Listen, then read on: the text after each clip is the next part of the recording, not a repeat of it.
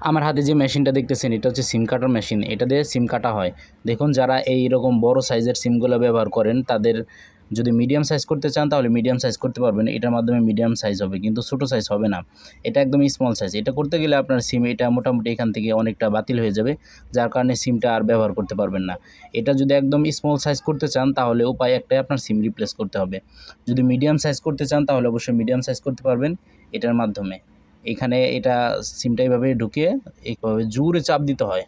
জোরে চাপ দিলে তাহলে আপনার সিমটা এই সুন্দর শেপড আকারে পরিণত হয়ে কেটে যাবে। এটা আমার পার্সোনাল ব্যক্তিগত ব্যবহারের সিম, এর কারণে আপনাদেরকে কেটে দেখাইলাম না। অন্য কোনো ভিডিওতে ইনশাল্লাহ দেখানোর চেষ্টা করব। আর বর্তমানে দেখুন যে আপডেট সিমগুলো আছে সবগুলোই দেখুন 3টা করে কাটা দেওয়া আছে। এটা ভালো হয়েছে, কারণ সবার জন্য সুবিধা আছে। আপনি চাইলে অ্যান্ড্রয়েড এবং বাটন 2টা সেটেই ব্যবহার করতে পারবেন। তো ভিডিওটি দেখার জন্য আপনাদেরকে অসংখ্য ধন্যবাদ। আসসালামু আলাইকুম।